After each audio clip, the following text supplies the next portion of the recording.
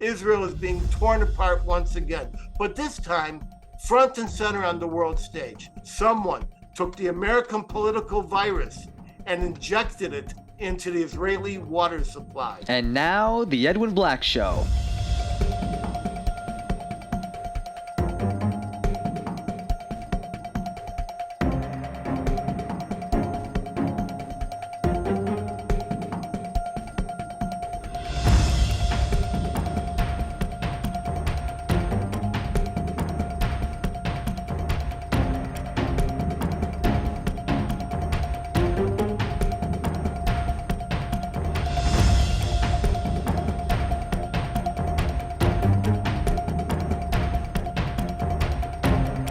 Sponsored by the books of Edwin Black, available on Amazon and at booksellers worldwide.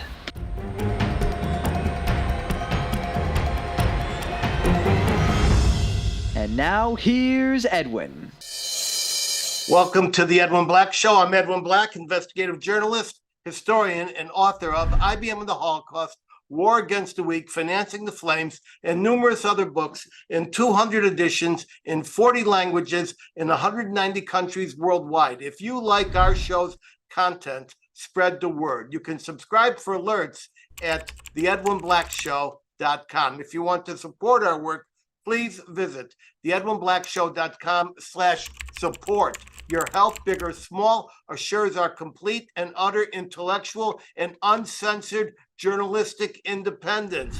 We have solidarity today from many national organizations, such as the Emerson Family Foundation, the Fuel Freedom Foundation, the Israel on Campus Coalition, as well as Stand With Us, JNS, the Israeli American Council, EMET, American Association of Jewish Lawyers and Jurists, Scholars for Peace in the Middle East, ZOA Michigan, the Growth Family Center, Americans for Peace and Tolerance, and plenty more. Thank you, everyone. That said, I only speak for myself and for history. Today's episode is sponsored without any preconditions, requests, or stipulations by the Israel on Campus Coalition, which is working every day to improve campus life for everyone. Today, we welcome guests from across America, including our 4 watch parties in the villages, Newton, Mass., Chicago, Illinois, and Tampa Bay.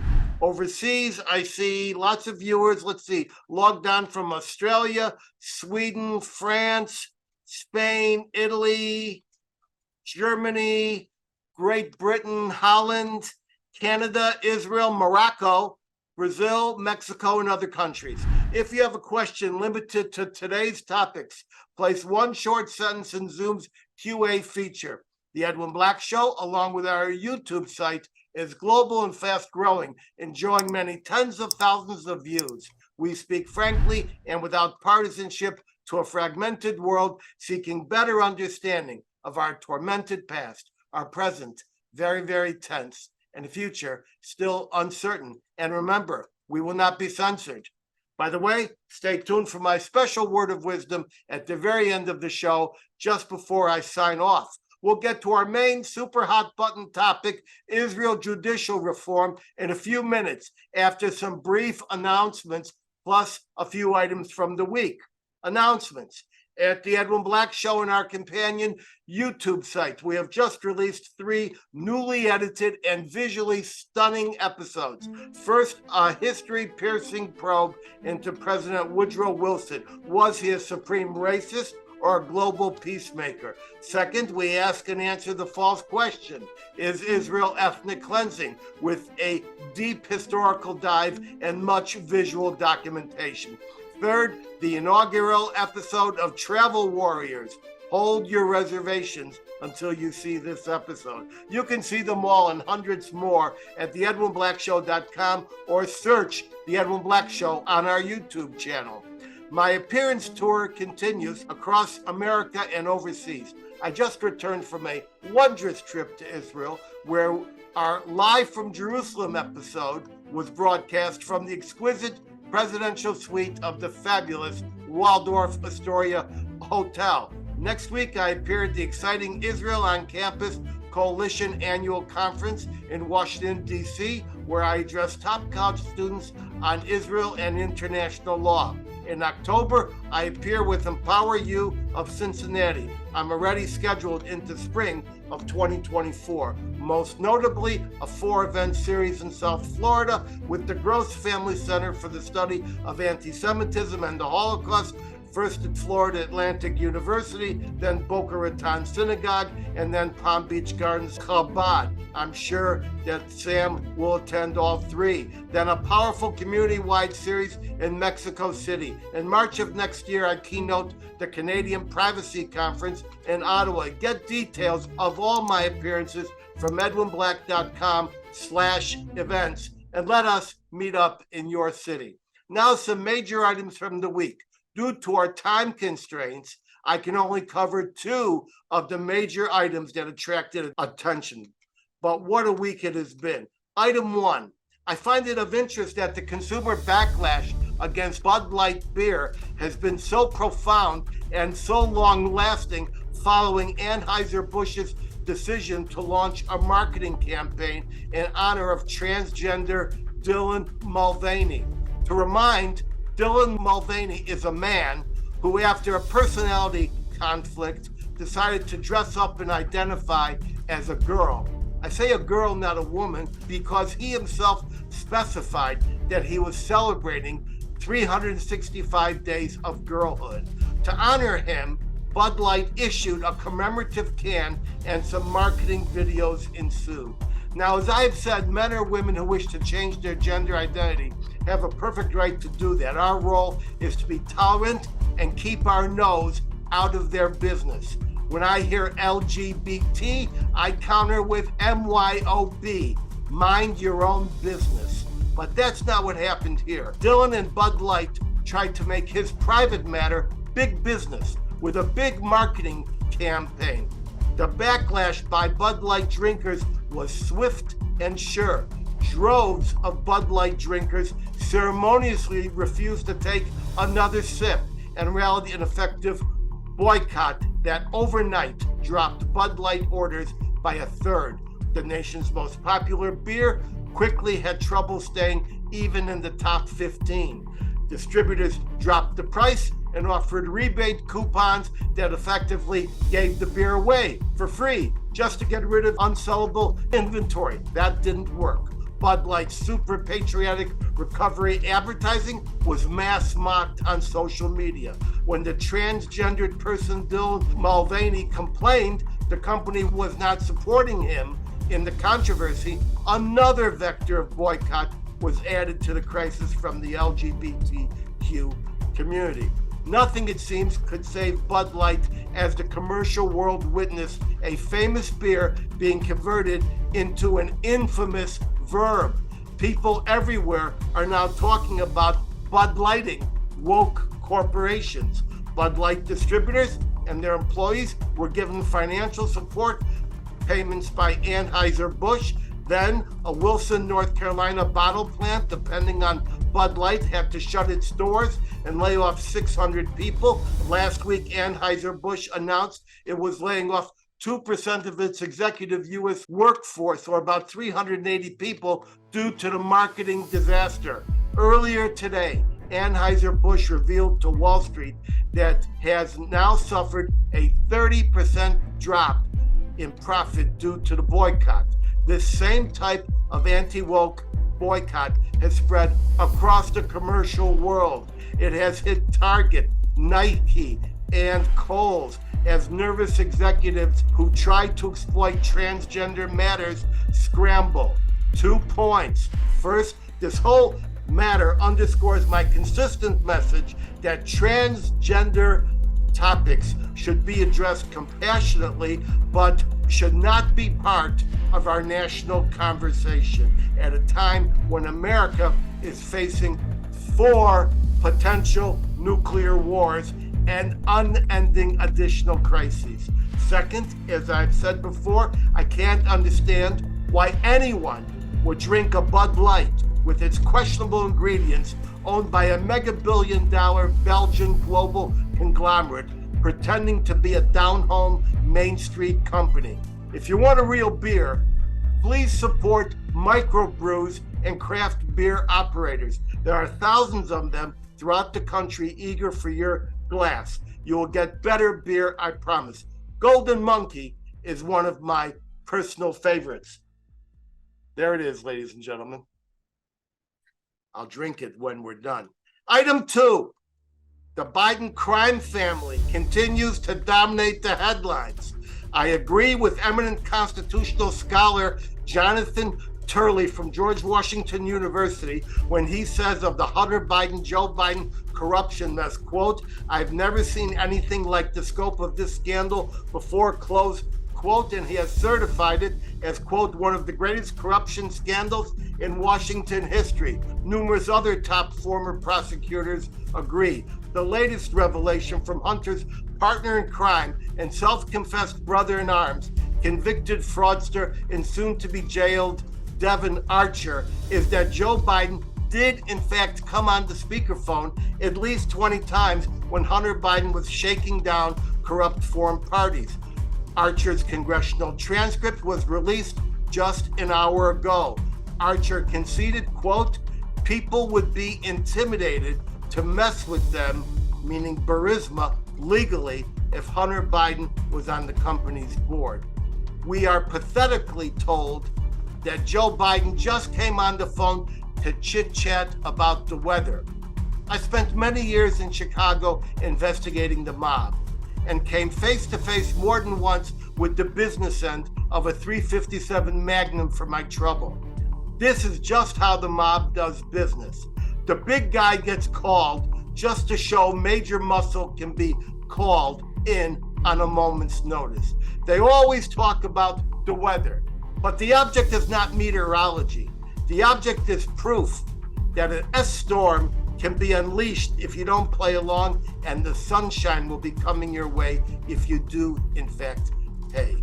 The infamous WhatsApp message subpoenaed by investigators read, quote, "I'm sitting here with my father, and we would like to understand why the commitment made has not been fulfilled. Tell the director that I would like to resolve this now before it gets out of hand." And now means tonight. And Z, if I get a call or text from anyone involved in this other than you, Zhang, or the chairman, I will make certain that between the man sitting next to me and every person he knows, and my ability to forever hold a grudge, that you will regret not following my direction.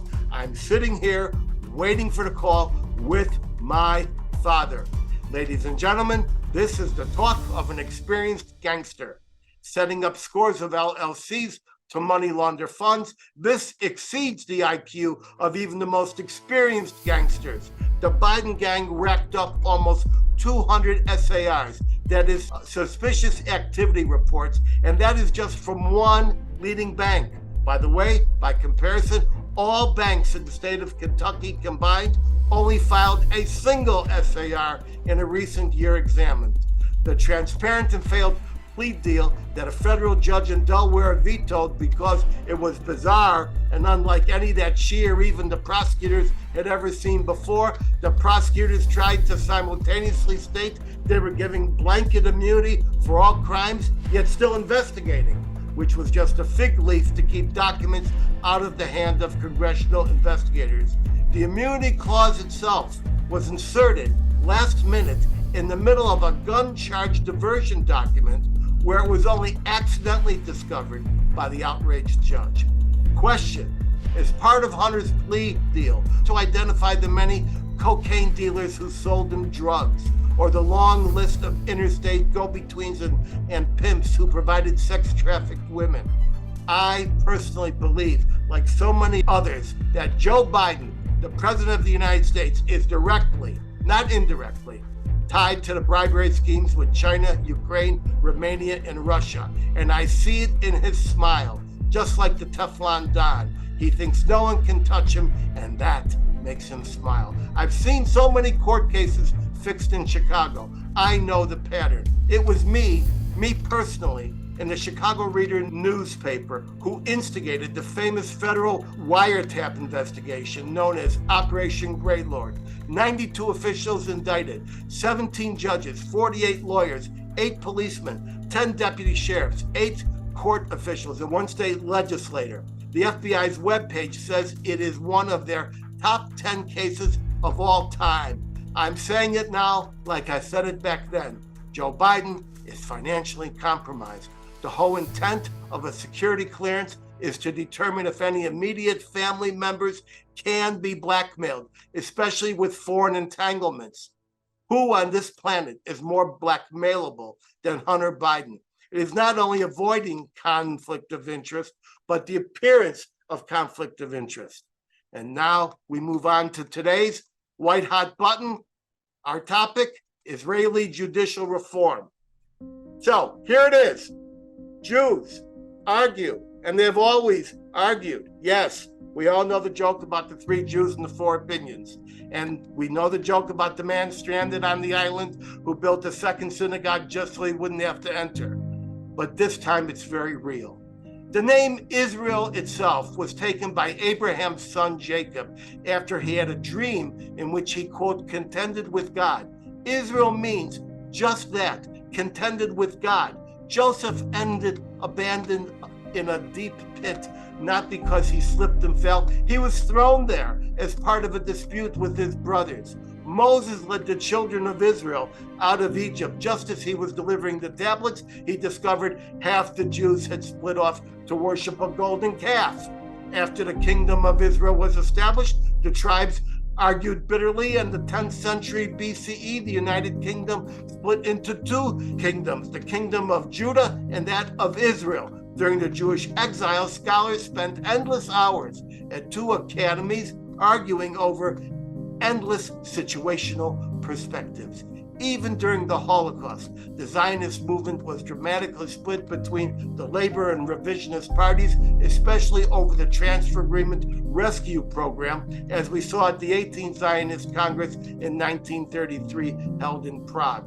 The intense squabbles between the political parties of Israel have never been resolved and are constantly reanimated. Unlike America, which votes for a president, Israel follows the European parliamentary system, where a coalition of parties forms a governmental coalition, and the strongest party head or appointee is the central executive authority, that is the prime minister. These coalitions in Israel come together and fall apart continuously, sometimes in just weeks. And in the past few years, we have seen endless attempts to establish a ruling coalition. I remember in 1984, I was in Israel when Shimon Peres and Yitzhak Shamir were compelled to form a rotating government with a rotating prime minister because they could not get consensus. So where are we today? As the whole world has seen, Israel is being torn apart once again, but this time front and center on the world stage. The dispute is about the 6-party coalition leader, Prime Minister Bibi Netanyahu's recent landslide election. The last left-wing coalition hinged on the 11% vote of the anti-Israel Arab parties. The new 6-party coalition is very right-wing and largely religious, including ultra-Orthodox. As part of Bibi's platform, he pledged to inaugurate long-overdue judicial reform that everyone on all sides concedes is needed. Currently, Israel has a vibrant democracy, but it isn't like ours. Israel has a unicameral, not bicameral legislature with one house, like many democracies, including Germany and the Scandinavian countries. It does not have a constitution. It has a basic law, which functions just like a constitution for many thriving democracies, such as Germany and Sweden. Law, justice, and judges were created by Jews during the Exodus under Moses, but unlike other democracies, Israel has a Supreme Court with no checks and balances that functions as a monarchy.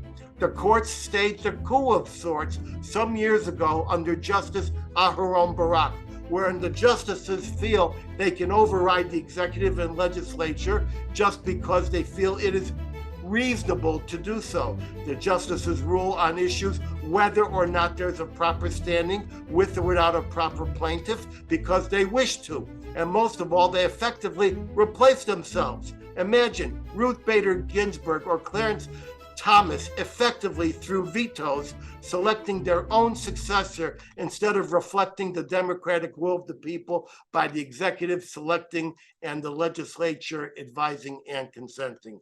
Because Bibi heads up this reform, even though history virtually guarantees his coalition will fall apart soon, the left wing have come together in a horrible, nightmarish protest movement. Essentially, someone took the American political virus and injected it into the Israeli water supply.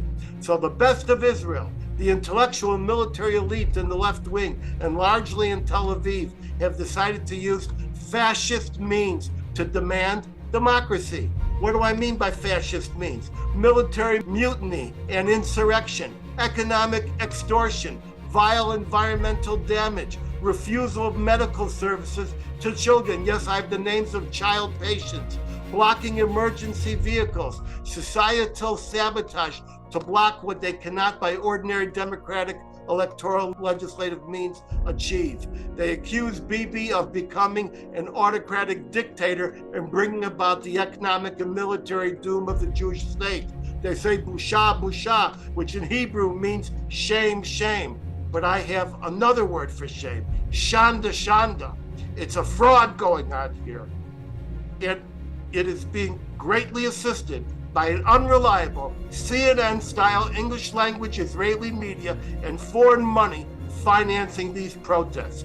Bibi is not and cannot be a dictator. He can't order a pizza without a debate within his party and his coalition. To get the current law passed, the reasonableness law, they have to go through 27,000 reservations and objections and 3 readings after a long period of debate. They claim economic doom is coming to Israel's high-tech sector because of this instability. I have an article just released in a major English language newspaper stating, quote, investment in Israel high-tech sector plummeted in the first half of 2023, close quote, a 29% drop. That's false. In recent days, we see a $25 billion investment by Intel to establish 3 new high-tech centers. That's beyond the 11,300 people it already supplies. Also in recent days, Amazon announced a $7.2 billion investment in server centers and cloud computing in Israel. Also this week, Bank of America's head of international banking said his bank's research team predicts economic growth in Israel of up to 2.5% this year, like no other country on the planet, and he is bullish in spite of some downgrades by credit raters, who at the same time downgraded the U.S. credit. And in spite of this protest movement, we are led to believe this is a self-funded grassroots movement. But who is paying for the buses, the flags, the expensive billboards and newspaper advertisements, the sound systems, and all the trappings? The State Department is consciously funding NGOs that are dedicated to toppling Bibi.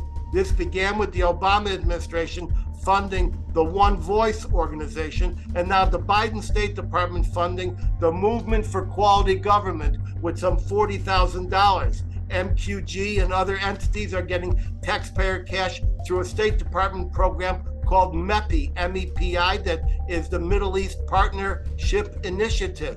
I exposed this agency in my book, Financing the Flames. MQG is also getting money from several tax-exempt charities, the Meyerhoff Joseph Fund, the David Berg Fund, and the Bracha Foundation. The New Israel Fund, which I also exposed in Financing the Flames, gets money from George Soros and its worldwide NIF branches, and they have allocated through their Shatil arm special grants, including to the protest leaders at the Association for Civil Rights in Israel.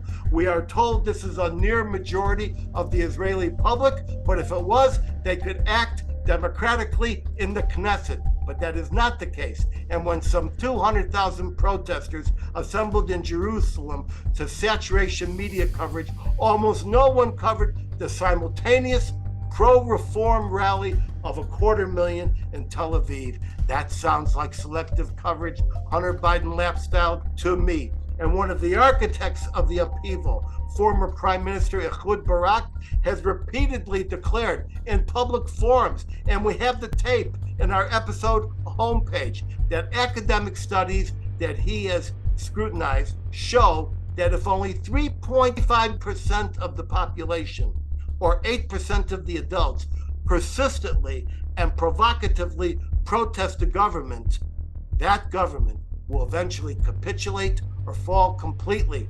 He has also stated as follows, quote, "A historian friend once told me, Ehud, you will be called as prime minister when bodies will be floating in the Yarkon River near Tel Aviv, bodies of Jews who were killed by Jews." We hear about military defections and mutinies. One headline stated that helicopter training was curtailed due to no-shows. And then deep in the article, we see the training was shortened by an estimated, wait for it, 0.5%. That sounds like a coffee break.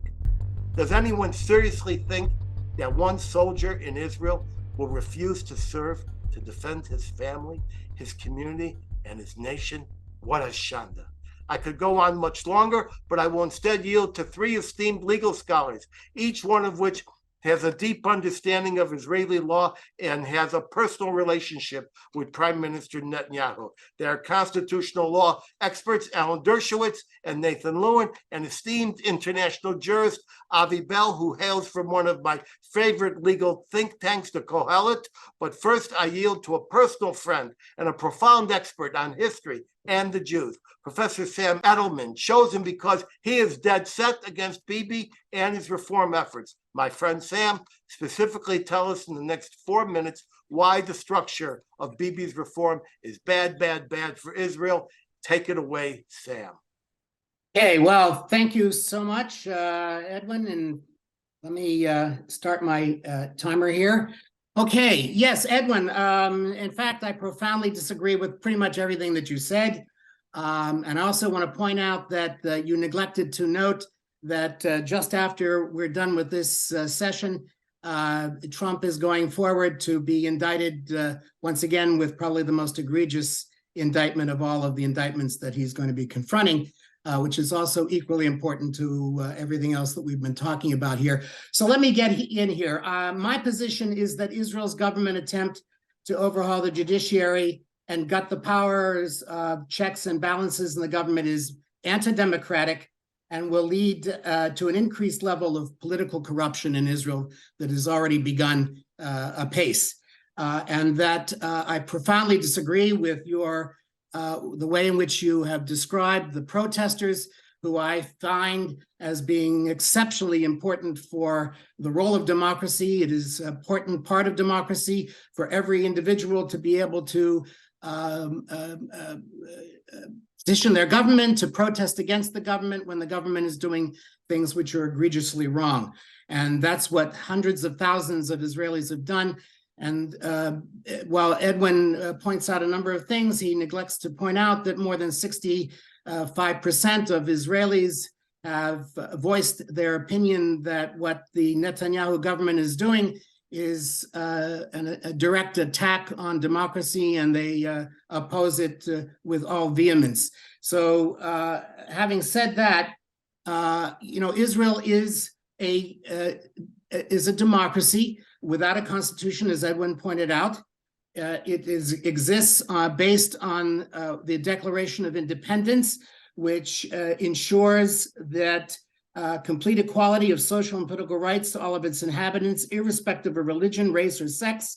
It'll guarantee the freedom of religion, conscience, language, education, and culture. It will safeguard the holy places of all religions, and it will be faithful to the principles of the Charter of the UN. That is in the Declaration of Independence, and that's kind of a quasi-Bill of Rights that exists within the Declaration of Independence. Israel, in addition, has 13 basic laws which outline, in a kind of quasi-constitution, an extension of the Human Rights Declaration of the Declaration of Independence, and puts out in a kind of vague and ambiguous way how government will function in relationship to the people of Israel. Because Israel is only has one legislative branch, and because the way in which the 120 positions in the Knesset are apportioned not to individual legislators, but to parties, and that it is based on a party getting 61 votes out of the 120, that already there's a majority in whatever party or coalition comes together. In the past, Israeli governments have made up their governments by bringing together a variety of different parties coming from different ideological perspectives. It is infrequent, and I think this is probably one of the only, or maybe the second time, where the Israeli government has a 64-vote majority, but it's an ideological majority unified by right-wing extremist perspectives, and includes the ultra-Orthodox, many of whom are anti-Zionists, but who have for a generation, since the inception of the State of Israel, been absorbing vast amounts of money without providing any kind of resources in return, and started out with 400 exemptions under Ben-Gurion for rabbinic students to be exempted from IDF military service, but who today have reached thousands of exemptions and have caused a great deal of problems for that. So balance of power in Israel is there only because there is a judicial court system which stands to review what goes on in Israel, because the government and the legislature, for all intents and purposes, are the same thing. Unlike the United States, which has two legislatures, the Senate and the House, and has the judicial and the executive, there is a kind of built-in balance of power which is replicated in many different ways, similar to the House of Lords and the Commons in Great Britain and versus the government and the legislature. But in Israel, we don't have that. So it is necessary to have a strong and independent judicial branch that is created and supported by and invested by professionals who understand how the law works and not being appointed solely by politicians, which is the problem that the United States has in their court system. So in that end, there is a major problem here with Israel, and I think your description of the judicial branch as extreme is really a faulty description. It is there in part because there is no other resort for Israelis, for a government that's run crazy, that does corrupt things and is unreasonable. Let me go through quickly what the government is trying to do. It is trying to, has a number of different clauses. It has passed two of them so far. One is the limit to judicial test of reasonableness, and I'm not going to go through that. My colleagues will be talking about that. And the second one has to do with the protection of the Prime Minister for recusal of himself, which is now being brought forward to the Supreme Court by the Attorney General and by others to refuse to overturn this.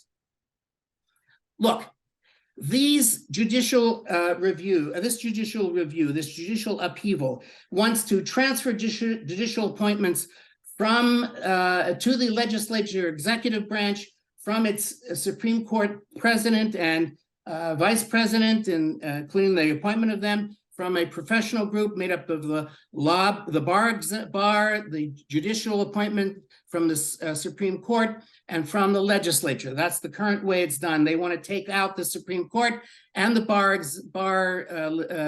Bar Association from that and turn it totally over to the politicians to make those appointments. They want to block the Supreme Court from reviewing and interpreting basic laws, including the establishment of civil liberties. They want a preemptive immunity for legislation, enabling the Knesset to reinstate laws nixed by the court by a one-vote majority. They want to transform legal advisors and their advice from professional authorities to political appointees who have no responsibility whatsoever to anybody other than the government. They want to remove the police internal investigations from the purview of the state attorney's office, and they want to end the court's discretionary oversight over ministerial appointments, like the appointment of thrice convicted Aria Duri, who was appointed to the government, and the court said, you can't do that. He made a deal under his last probation that he would not serve in the government. All of these are concerns here. Let me finish by saying, whose vested interest is there in this judicial overview?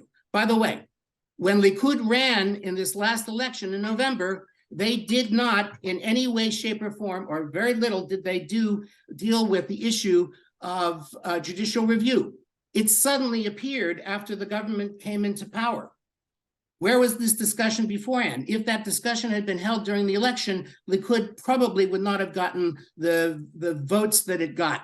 And so the judicial review is critical in protecting Israelis from corruption, from the abrogation of human rights, and from a variety of other issues that Israelis need protection from their government from. Okay. Finally, let me finish one thing, Edwin. 3 things. Who benefits? The settlers benefit because the Supreme Court has stopped them over and over and over again from attempts to violate the law.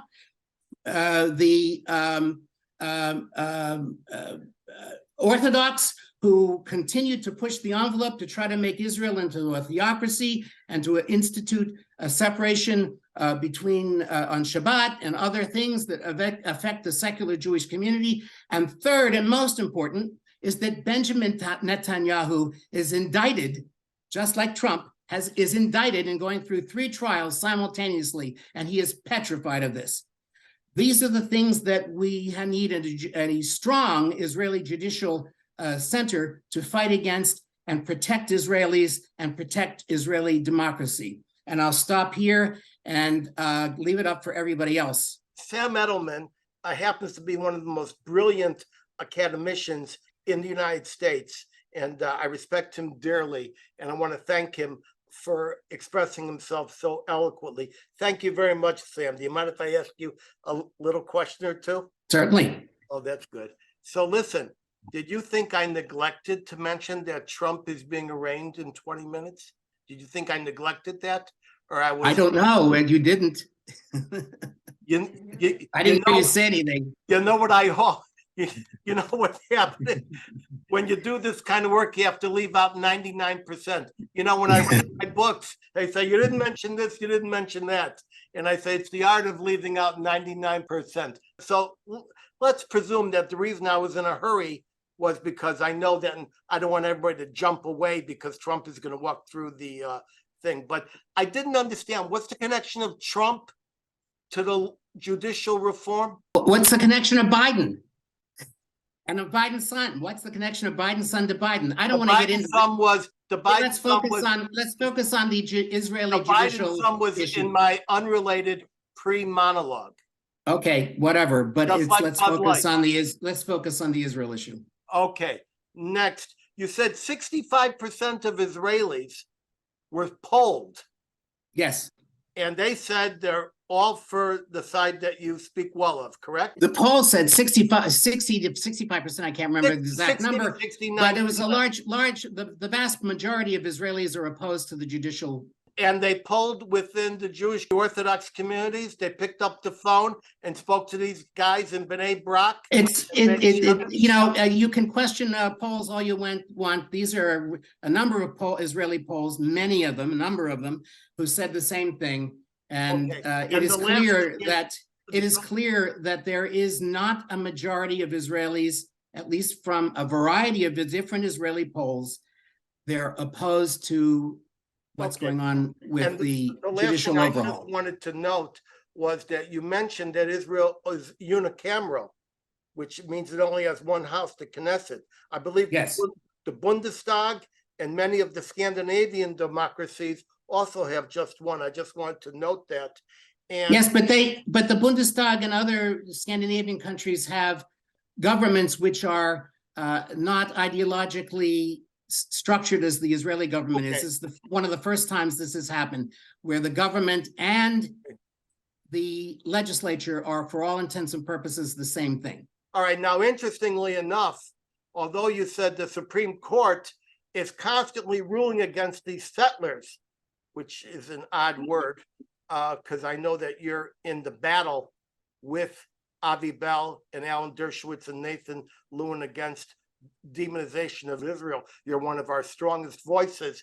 Only a few hours ago, the Supreme Court of Israel voted that not to evacuate an illegal outpost. And the protesters said, oh, you're just a bunch of apartheid-loving Supreme Court justices. Hey, it's irrelevant, Edwin. In fact, it proves my point that the court itself is capable of seeing both sides and adjudicating on it.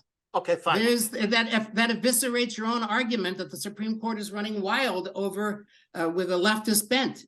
It's a joy to be eviscerated. It proves my point. All right. So listen, once again, not only is Sam brilliant, he's been on this show. You could see him in his eloquent description of Holocaust resistance in an episode we published. He's going to be with us in 2 more distinguished episodes. I want to thank you, Sam, for coming on. And I'm sorry we couldn't deal with your slides. Now, I'm going to turn it over to one of my favorite people, an international jurist, Avi Bell, from the distinguished legal think tank called Kohelet. And Avi, you got 4 minutes, but I'll give you an extra 5 minutes because I took a little extra time. And don't think I'm not going to be as hard on you as I was on our dear friend, Samuel Edelman. Take it, Avi. You go and be as hard on me as you want to. I'll just correct you that Kohelet is not a legal think tank. It's a more general policy think tank. I don't want to play whack-a-mole with the things that Sam said. So let me just say at the outset, I think that basically everything that he said, not only do I disagree with, I think that it's factually wrong. I could give a small example, a big example. Let me just start with one. This is actually important. Is it true that in Israel, uniquely in the world, parliament and government are as one? That if there's no Supreme Court able to do what it does in Israel, then they will have unlimited powers. Well, as it happens, there have been in Israel 25 Knessets and 37 governments. There has never been a case where the Knesset has been governed by a single party. It's always been a coalition. Israel is unlike, let's say, the UK, which also has a parliamentary system where essentially all the power belongs to the one house, the House of Commons. Israel has proportional representation in its elections, which means that everything is inherently unstable. Israel is not characterized until the last year when people started arguing against judicial reform and making these, I think what Jeremy Waldron said is correct, Orwellian arguments. Before that, nobody would have argued that Israel has particularly powerful executive or legislative authorities. It's quite the opposite.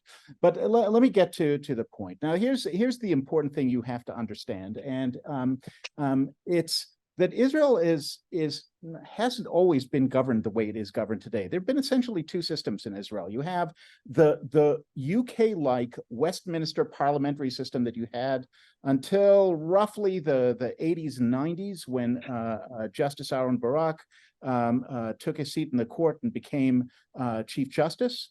And you have the post-Barak version, which we have today. And beforehand, Israel had, before all the things that we're arguing about now, Israel had a strong and independent judiciary that jumped in to protect human rights and fight government corruption. By the way, Israel doesn't appear to be any different on the corruption scales today than it was about 10 years ago, according to most studies, and better now than it was 20 years ago. So it's not clear to me where all these where all this talk about corruption is coming from. But what happened in Israel, is not an issue of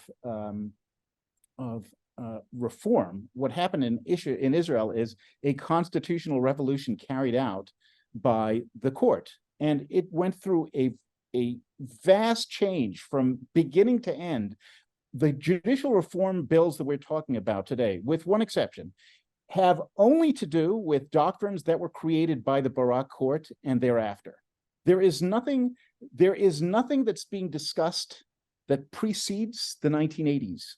Everything is about post-Barak doctrines. And that is the issue. The issue is we've moved in Israel from a system, a parliamentary democracy, where you have a strong and independent judiciary that protects human rights and protects the rule of law. We've gone to a system, a Barak system. In the Barak system, there is unlimited powers for the court. The court does not act according to a rule of law. It acts according to its value judgments and its policy judgments. And it's quite frank about that. And so let me give you an example from today. Today, you have you had an argument that was brought before the Supreme Court by a number of organizations telling the court to strike down as invalid an amendment to basic law of the government, which defines the procedure by which the prime minister is considered to be incapacitated to continue carrying out his role. Now, this is not a new paragraph. The incapacitation paragraph was in the law beforehand. It was used when Sharon had a stroke. And very famously at the time, the Attorney General said that he had suffered from a temporary incapacity of a permanent nature, which meant that the government voted to replace him with an acting prime minister, Ehud But what's the argument about in the court? Was the law duly passed? Of course it was duly passed. The amendment defines incapacitation as being physical, which is what the law was always intended to be. There's no question that it was properly defined, that it's in line with what the law was originally intended to do, that it would passed all the readings in Parliament, that it was properly discussed. What the court is evaluating is whether the motives of the Knesset suit the court's opinion of what are good motives. The way they've invented this doctrine, it was invented just about 3 years ago. They call it constitutional misuse. And if the Knesset uses its powers for a political reason, then the court has announced it may strike down the result, including if it's quasi-constitutional basic law, for whatever reason. What's the limit on the court? None. What if the court has bad motives? That's not even thought of. What do we do about, what if it's the state attorney that, by the way, in this case, was openly floating the idea of using the incapacitation clause the way some had suggested doing in the United States against Trump under Article 25, sorry, the 25th Amendment. The idea would be, instead of using it for physical incapacity, use it to drive out an elected prime minister out of office because of policy disagreement, or because the state attorney cooked up criminal charges that the court has already said, at least in the. Can I interrupt? Can I interrupt for 1 second? No, please. No, I can only be on until 4 o'clock. Alan, you're going to get your chance. No, I'm not getting on because I can only stay on at 4 o'clock. 4 o'clock, I have a hard out. So I'm happy not to talk, but I just want to tell you that I only have until 4 o'clock. Go ahead, please. It's your turn. All I want to say in the few minutes that I have is that this is a case that demands compromise. There's right on both sides. The Supreme Court, yes, has too much power. The Supreme Court shouldn't be passing on reasonableness. It should have some requirements of standing in case and controversy, but it should have the last word on minority rights and human rights, and those are not easy to define. Also, Israel should not make the mistake that America made of turning the appointment of justices completely over to politicians. It's been a disaster in America. It's politicized the Supreme Court. There has to be a compromise on the process by which justices are appointed. There has to be a compromise on the ultimate jurisdiction of the Supreme Court and the power of the Knesset to override decisions. Israel is too deeply divided, and what I've called for is a one-year moratorium. A year moratorium on the legislation, a year moratorium on the protests, and an effort to try to construct something like a constitution. It won't be the kind of constitution we have in the United States. It won't be as detailed because many of the issues are irresolvable in Israel: separation of church and state, rights of Palestinians. But it could take a substantial step in the direction of limiting the power of any individual branch of the government and creating a more balanced sense of separation of powers and checks and balances. So I'm calling for a compromise. I have friends on all sides. My oldest friend in Israel is Aharon Barak. My second oldest friend in Israel is Benjamin Netanyahu. The president of Israel is an old friend. I've been working with all three to try to move us together. I think that let tempers cool, let passions cool, let protests cool, and let's not rush into further legislation. I think the administration got what it essentially wanted right away, the elimination of reasonableness. I don't think that's going to turn Israel away from democracy or toward democracy. It will make Israel more like the United States and other democratic countries. And remember, too, most democratic countries don't have any judicial review. So judicial review is not the quintessence sine qua non of democracy. But I think the Supreme Court has been a jewel of the Israeli legal system. It's been the Iron Dome that has protected Israeli soldiers against The Hague. And I'm hoping, and I offer my help, to try to get Israel to move to the center, to eliminate and marginalize the extremists on both sides, and to try to seek common ground the way President Herzog has tried to seek common ground. So I offer my assistance in an effort to try to achieve that common ground. I thought this would be over before 4 o'clock, and so I made other plans. Donald Trump is being arraigned right now, and so I have to be on television commenting on that, the American TV, but I'm happy to come back at some point and continue this discussion. Avi is a great man, a former student. I think I admire him enormously. I admire Nat Lewin, but I have to tell you, I admire Aharon Barak enormously as well. There are good people on all sides, and the elements of a compromise are there. The will has to be to make a compromise. Now, right now, extremists on both sides are benefiting from the disruption. And I think the Israeli people are not. I think the Israeli people are centrist and want to see compromise. So I hope compromise can be achieved. And I thank you for having me on the show. Alan, I endorse everything you said, and I wish that someone will pay attention to your midstream and call Israel approach. And I wish you well in bringing the two sides together. Well, I hope so. Thank you so much. And thank you for all you do. Be well. All right. So there. Wait. Can I just? Well, Alan's got to go. He's got to do CNN. No, I want to say thank you to Alan, but maybe Alan can later on tune in and watch what he missed. I've had this argument with Alan before. He will see it. We will send him the edited version. Avi, your points were very well taken, but we are running up against a terrible time constraint. And so I'm going to turn it over to one of my favorite people, Nat Lewin, a friend of Alan. I think Avi was a student of Alan, but I think Alan was a student of Nat. So, Nat, tell us what you think about the current crisis and can we fix it? Let me first correct you. Alan was not a student. Avi was not a student of mine, but a colleague. He went to Yale Law School and I went to Harvard. He does admit, I think, that the only debate he lost was the debate that he had with me. So that is some kind of a distinction. I mean, there's too little time really to discuss all the issues that are raised by the judicial reform question. But one of the principal questions is, I don't understand how a distinguished professor, as you say, Sam Edelman is, and others could claim that what is being done by the democratically elected Knesset in Israel is an attack on democracy. If there is any attack on democracy, it is an attack against what a democratically elected government unquestionably passes.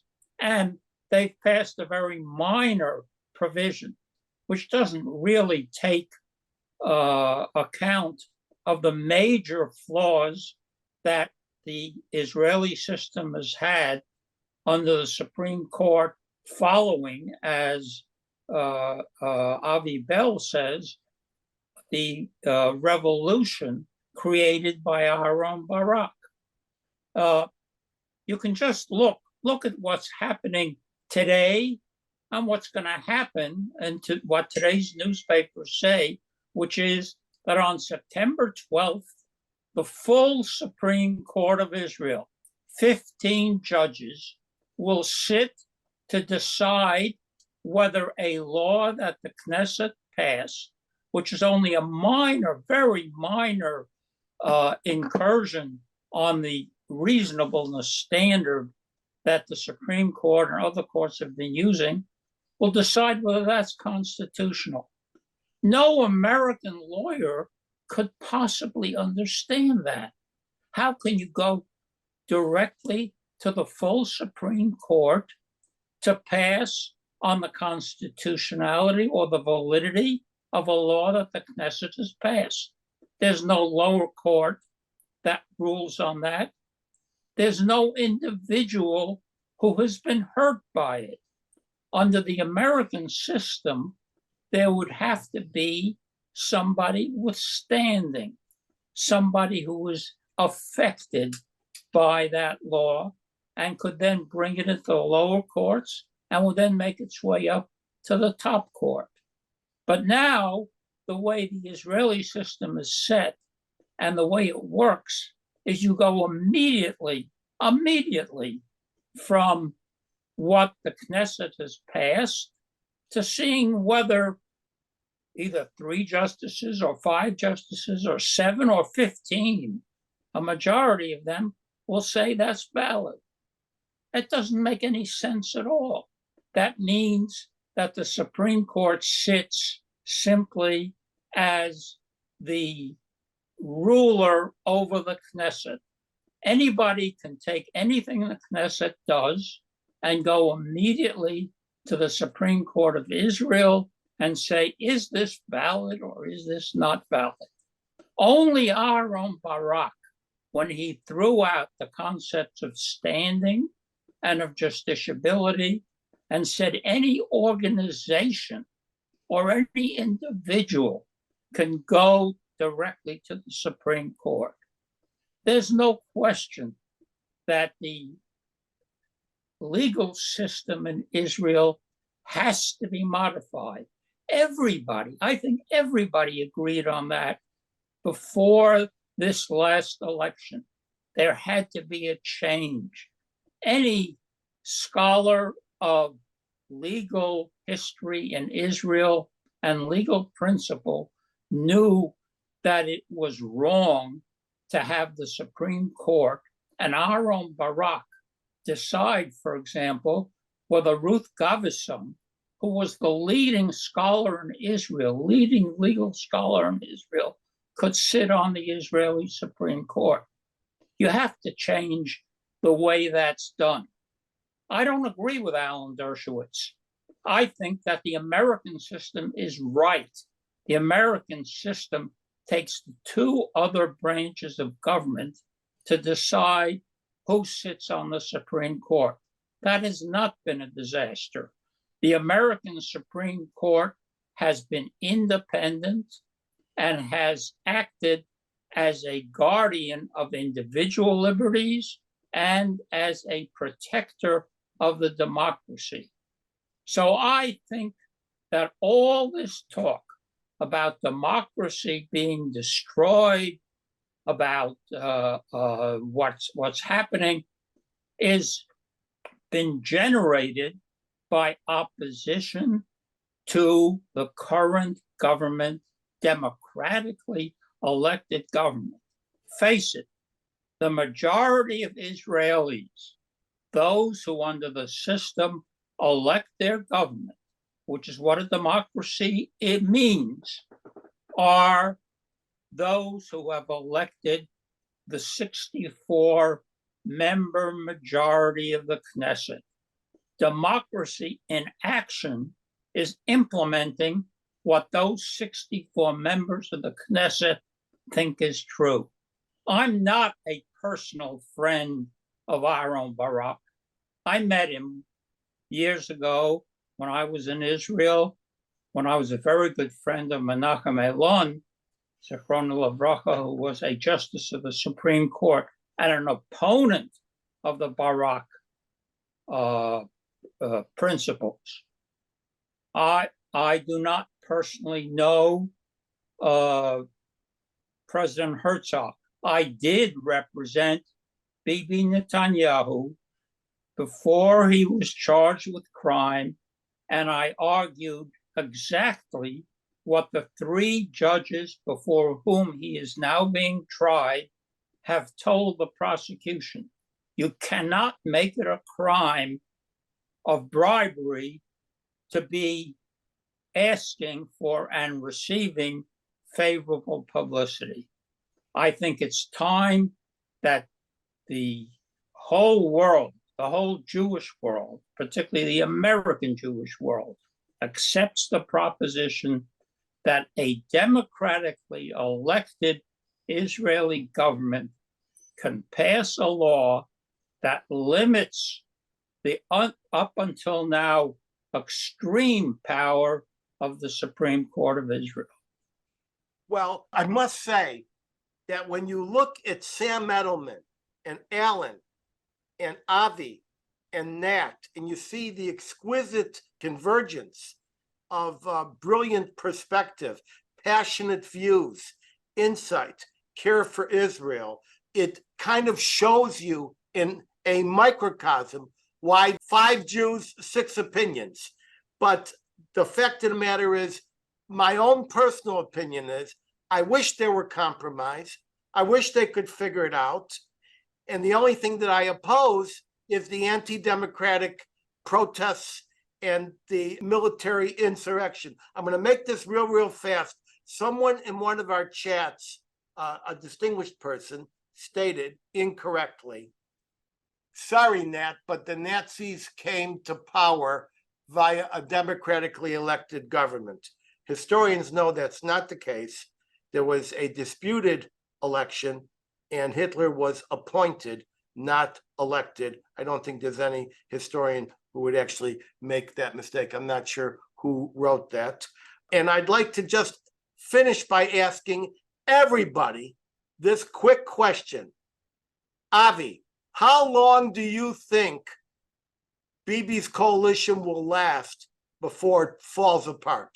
I don't know. I think that the problem is that we're going to reach the head of this crisis long before then, because the court is about to rule, and in September or shortly thereafter, that there is no law that can limit the powers of the court. The court is above every law and above every limitation.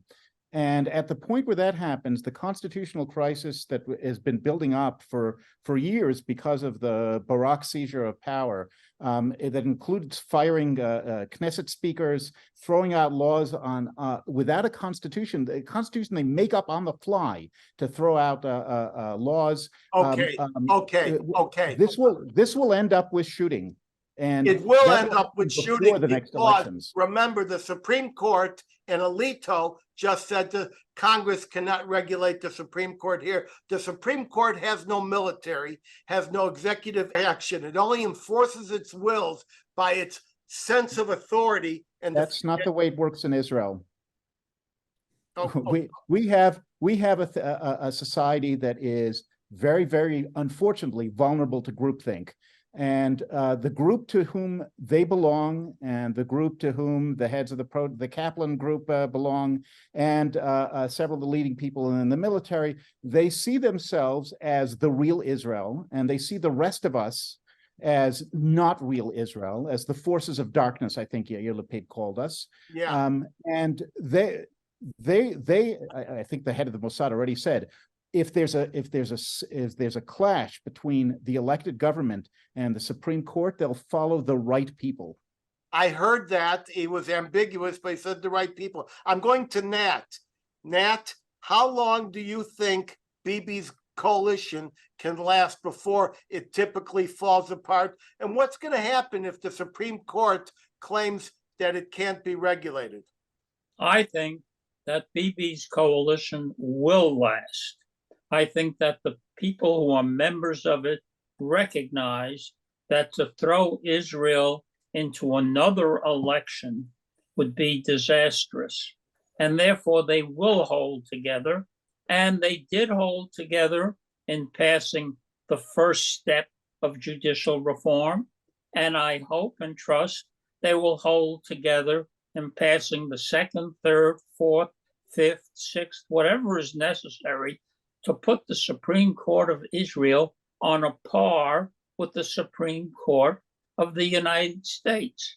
All If right. one assumes that the only prospect is a shooting civil war, then that's disastrous. And the whole notion of putting everything on ice for a year, as my good friend and ordinarily very sensible attorney Alan Dershowitz suggests, I think is ridiculous.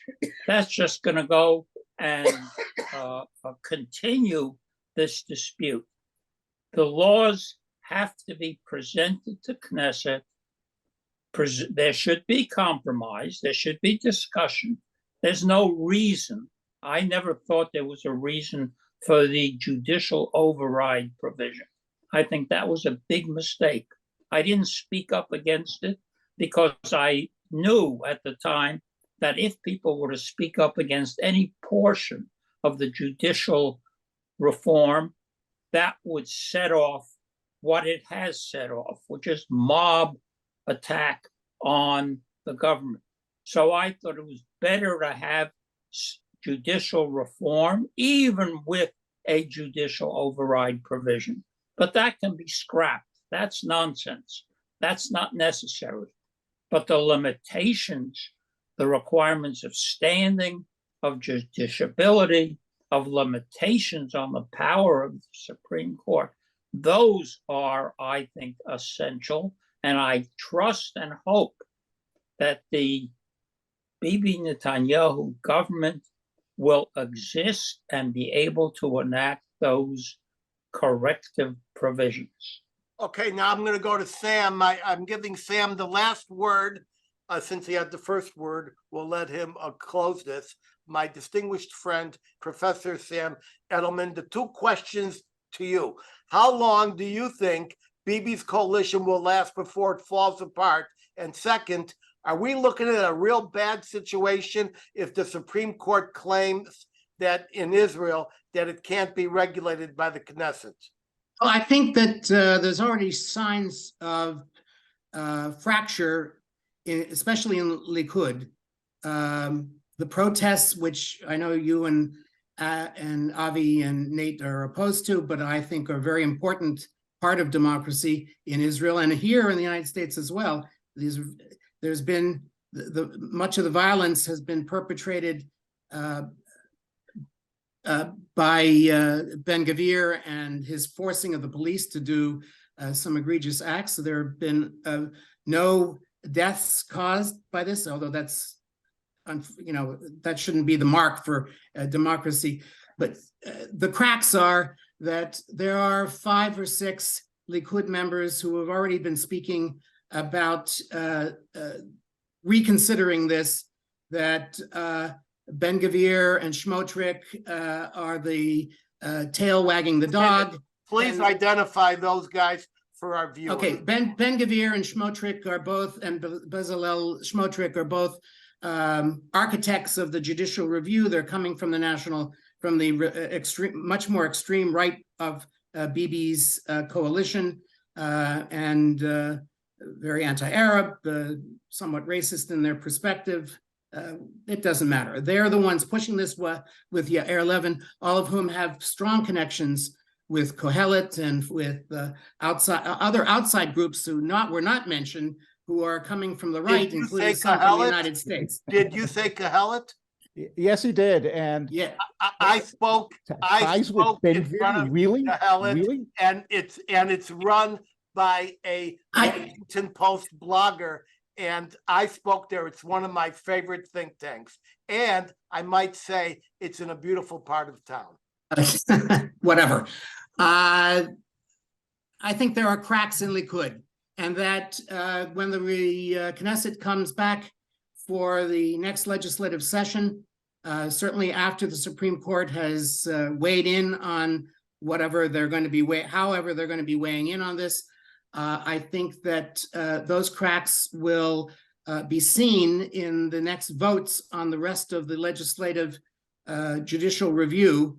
And I, whether the court will indeed come through with the extreme version that Avi and Nate have both said they think they will, I in fact believe that will not happen. I think the court's going to try to find a middle path.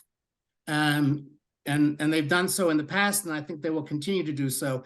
That will probably not satisfy anybody, but that's probably the direction that they will go as over the two issues that they're confronting. So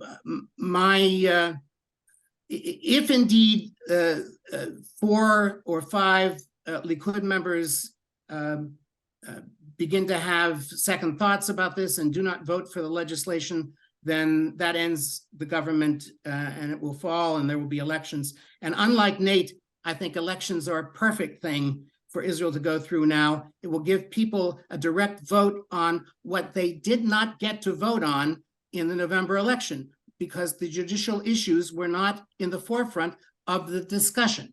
All right, And we're going to have to so, call it that's there. what I think. We're going to have to call it there. I want to say we're out of time. We had scores of questions, scores of comments on all sides of the issue, but we are out of time and everybody wants to run away from the screen to see Trump get indicted. So I want you to hold for my important closing word of wisdom just 1 minute away.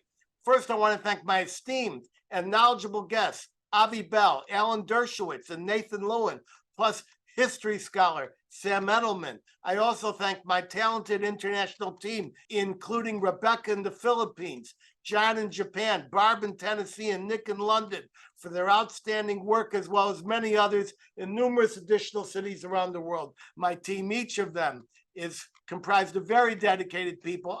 We all owe them. I'll see everyone back here next week at 3 p.m. for an important and unwelcome episode of my show. You want to be a friend of the Edwin Black Show? Go to theedwinblackshow.com/support. Keep me independent. You want to hear me in person? Watch my website for events. I was in Israel last week, Washington, D.C. next week. Consult my events page at edwinblack.com. Until then, head over to any Barnes & Noble in the USA or any Amazon, Walmart, Apple, or Kobo platform in 190 countries across this roiling, toiling, boiling planet, where you can find any of my 200 book editions, such as IBM and the Holocaust, soon to be a major Hollywood blockbuster. God should grant that the writer's strike is over. You want an autographed copy? Hit my personal newly redesigned website. Thank you, Wes. EdwinBlack.com. Click books. Get access to alerts to participate live, just as you did today in future shows at theedwinblackshow.com. You'll see a much enhanced and exquisitely produced version of this show and prior episodes by subscribing to our YouTube channel at The Edwin Black Show and click that notification button like thousands of others have. You will love what we have produced by a bold international crew. Follow me at Edwin Black Book on Twitter and Facebook. And now, for my closing word of wisdom. Yes, a phone call to God made from Israel is a local call, but it's still not toll-free. Thank you, world. Zooming out. Bless everyone.